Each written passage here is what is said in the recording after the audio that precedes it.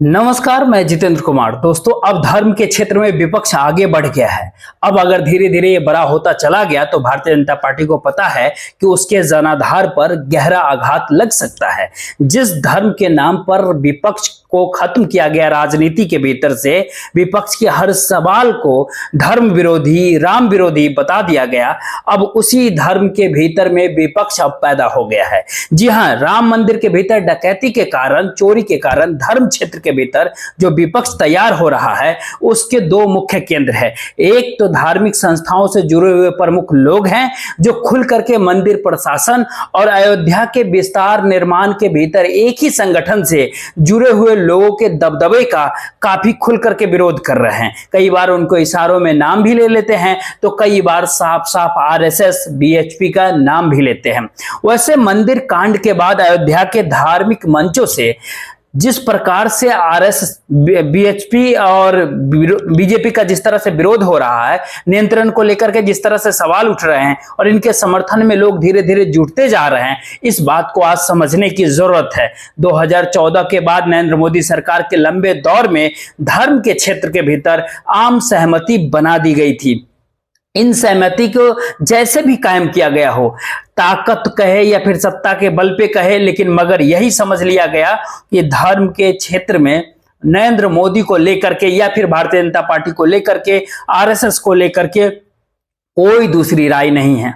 मगर आपको दूसरी और तीसरी, चौथी राय सब आपको दिखाई देने लगा होगा। हिंदू धर्म से जुड़े हुए संगठन हो, धार्मिक नेता हो, सबके सब 2014 के बाद अब नरेंद्र मोदी करने लगे थे और अब भी करते ही होंगे और करेंगे भी। लेकिन अयोध्या मंदिर कांड के कारण विरोध की आवाज अब इस दौर में नहीं लग रही है, नहीं सुनाई पड़ रही है। भारतीय जनता पार्टी को यह बात पता है कि उसकी राजनीतिक आधार धार्मिक है। धर्म के कारण लोग सरकार के तमाम नाकामियों को नजरअंदाज कर देते हैं, फिर भी वोट देते हैं। और धर्म के क्षेत्र में ही अगर विरोध बड़ा हो जाए, मंदिर के भीतर डकैती के कारण, तो उसका धार्मिक सपोर्टर यदि नाराज हो जाए भारतीय जनता पार्टी का, तो फिर यहां पर चुनौती पैदा हो सकती है। इसीलिए धर्म के भीतर जो विपक्ष तैयार हो रहा है, नई घटना की तरह उसको देखा जाए। फिल्म अभिनेता अनुपम खेर का एक बयान काफी गौर करने लायक है।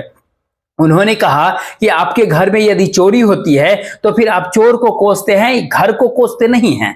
यानी ये हिंदुओं को, हिंदू समाज के समझना चाहिए साहब।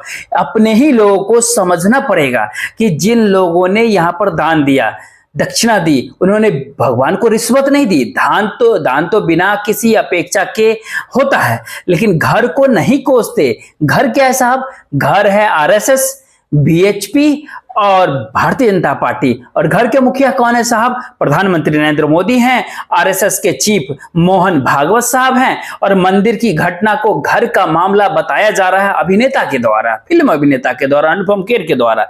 लेकिन देश की जनता इसको इस रूप में भी देख रही है कि जो दोषी है, जो बड़े लोग हैं, वो घर के नाम पर कहीं उनको बचाया तो नहीं जा रहा है। ऐसे में फिल्म अभिनेता अनुपम खेर ऐसी बात कहने वाले अकेले नहीं हैं।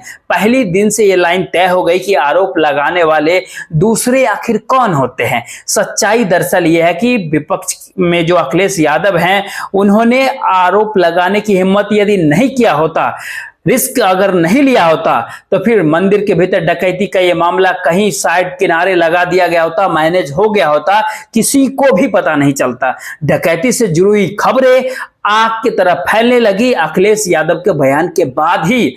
और ऐसे में भारतीय जनता पार्टी का धार्मिक सपोर्टर धीरे धीरे सतर्क होने लगा, उसके कान उठ खड़े होने लगे और वो पता करने लगा, वो जानने समझने लगा कि इस मामले के भीतर नैतिकता का पालन होता है या फिर नहीं होता है, जवाबदेही तय होती है या फिर नहीं होती है, कार्रवाई तुरंत हुई या फिर महीनों की देरी हो गई, हफ्तों सप्तों की देरी हो गई। भारतीय जनता पार्टी दूसरी ओर इस नाराजगी का मतलब इस दौर में साफ समझ रही थी कि इसीलिए बार बार इसके ऊपर जोर दे रही थी कि घर की बात है साहब, अंदर की बात है साहब, चोरी हुई, घर के लोग आपस में बैठ करके मैनेज कर लेंगे, चोरों को पकड़ लेंगे।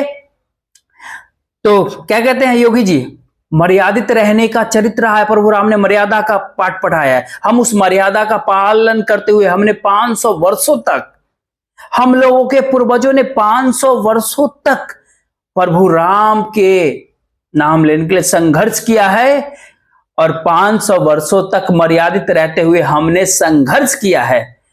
15 दिन और देखिए, इंतजार करो, चिंता मत करो। ये योगी जी का कहना है, बुलडोजर बाबा का कहना है। वाह! लेकिन हम अयोध्या के बदनाम करने वाले, राम जन्मभूमि मंदिर को अपमानित करने वाले लोगों के बहकावे में कतई नहीं है। साहब सुनिए, इन बयानों में भारतीय जनता पार्टी के बेचैनी साफ दिखाई दे रहे हो। उसको पता है कि ट्रस्ट को जमीन खरीदने के मामले में जो है उसकी अब तक की जो सारी सफाई है उससे काफी भरोसा पैदा जनता के बीच नहीं हो रहा है। उसके ही समर्थकों के मन में अनगिनत इस दौर में सवाल है। कोई कुछ खोल करके बोलने लगे हैं, कोई कुछ डर करके चुप रह जाते हैं, लेकिन जो चुप हैं उनके मन में भी तमाम सारे सवाल हैं। तो ऐसे में भारतीय जनता पार्टी को लग रहा होगा कि अगर धर्म के कारण उसका समर्थन मुखर हो गया, प्रखर हो गया, भड़क गया, या फिर चुपचाप नाराज होकर के किनारे एक साइड लग गया, तो फिर ऐसे में गड़बड़ हो जाएगी। और जिन धार्मिक संगठनों को आरएसएस के प्रचंड प्रभाव के आगे चुपचाप करा दिया गया, उसको अगर बोलने का मौका मिल गया, अगर उसके देखा देखी दूसरे धार्मिक संस्थाएं या फिर संगठन के भीतर से भी अगर आवाज आने लगी, तो फिर धर्म के क्षेत्र में कहते हैं ना, थोपी गई सहमति टूट जाएगी। सहमति दरक तो गई है इस दौर में, लेकिन वहीं धर्म के दौर में उस दरार निकलते हुए इस दौर में दिखाई दे रहा है। ज्योतिर्मत के शंकराचार्य अभिमुक्त स्वरानंद सरस्वती मंदिर ट्रस्ट को भंग करने की मांग तक कर रहे हैं। लगातार वो बयान दे रहे हैं, बार बार वो कह रहे हैं कि ट्रस्ट में आरएसएस के लोग आखिर क्यों बैठे हुए, उनका क्या काम, उनको निकाल फेंकना चाहिए। राम जन्मभूमि मामले में पक्षकार रह चुके निर्मोही अखाड़ा के प्रमुख महंत वीरेंद्र दास तो यहां तक कह रहे हैं कि रामलला के घर में चोरी हुई है। तो इसका सीधा सा मतलब है कि रावण वहां तक पहुंच चुका है। उनका कहना है कि मंदिर ट्रस्ट के वरिष्ठ पदाधिकारियों ने उनको कोई जिम्मेदारी नहीं सौंपी, क्योंकि शायद वो उनकी विचारधारा के नहीं है। इस बात को समझिए साहब। आज के दौर में महंत वीरेंद्र दास कहते हैं कि मंदिर ट्रस्ट के भीतर उनको शामिल करना इन लोगों की मजबूरी रही होगी, क्योंकि फैसले के भीतर साफ साफ कहा गया था कि निर्मोही अखाड़ा को प्रभावी प्रतिनिधित्व दिया जाए। राम मंदिर मामले में पक्षकार और हनुमानगढ़ी के महंत धर्मदास भी ट्रस्ट का विरोध कर रहे हैं। महंतई व्यवस्था से चलाने की मांग कर रहे हैं मंदिर को। महंत धर्मदास ट्रस्ट के ऊपर 2021 से ही चोरी और लूट के आरोप लगातार लगाते आ रहे हैं। 2021 में इन्होंने थाने में एक तहरीर तक दी थी कि मंदिर का पैसा कहते हैं ना बाजार में व्यापार में लग रहा है। ये समझ लीजिए कि तब जाकर के उनकी बातों पर इतना हंगामा किसी ने नहीं किया, कि इसीलिए कि धर्म के क्षेत्र पर भारतीय जनता पार्टी, आरएसएस और नरेंद्र मोदी सरकार का पूरा कंट्रोल कायम हो चुका था। उस दौर में कहीं से कोई असहमति की आवाज देश भर के भीतर कहीं नहीं कोई सुनाई देती थी, और अगर आवाज निकलती थी तो उसको समर्थन बिल्कुल ही नहीं मिलता था।